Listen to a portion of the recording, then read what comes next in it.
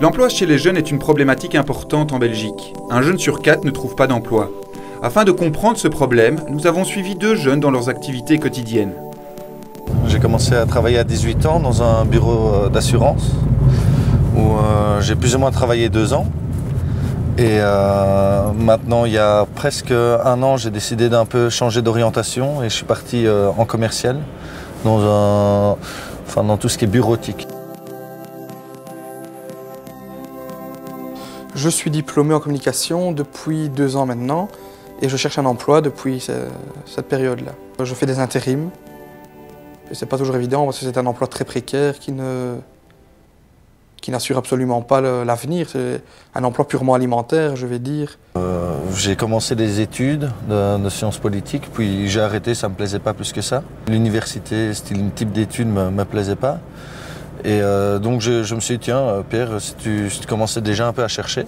Et donc j'ai un peu cherché et j'ai eu une très très chouette proposition pour un bureau d'assurance qui m'a pris parce que j'étais trilingue en fait. Donc c'est surtout les langues qui fait en sorte à l'heure actuelle que je sois où j'en suis. Je suis parti en immersion pour apprendre l'anglais, pour perfectionner mon anglais. J'ai suivi des cours de néerlandais via Wallang, le site de la région wallonne.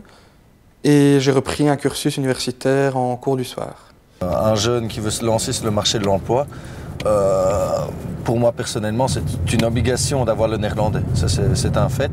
Et si on peut avoir l'anglais, c'est un bonus, surtout en travaillant sur le secteur où je suis. C'est plutôt primordial. Mais c'est vrai que le néerlandais, dans notre pays, en tous les cas, reste essentiel. Il faut pousser les jeunes à se familiariser au monde professionnel et à ses demandes grâce à une plus grande collaboration entre les écoles et les entreprises. La CGSLB, le syndicat libéral, acteur incontournable en matière d'emploi, partage l'analyse du MR. De faire aussi, parce que ça c'est vraiment fondamental, le lien entre l'enseignement et le monde de l'entreprise. Il est quand même très étonnant de voir un certain nombre de jeunes qui sortent d'un parcours scolaire, d'un parcours d'études et qui ne savent toujours pas comment fonctionne le marché de l'emploi, comment fonctionnent les entreprises, comment est-ce qu'on se comporte en entreprise, quelles sont les compétences qui sont mises en avant. Et donc il y a là vraiment un lien à créer et je rajoute à cela que il y a aussi tout le volet formation professionnelle qui est extrêmement important. Pour nous, c'est la formation professionnelle, c'est la formation de la nouvelle chance, de la chance supplémentaire, que la formation professionnelle apporte vraiment une plus-value pour préparer, pour aider justement le jeune à avoir ces qualifications qui vont lui permettre de dire face à un employeur, vous pourrez compter sur moi, je connais le métier. Le MR est conscient de l'importance des langues et souhaite favoriser l'apprentissage de celles-ci.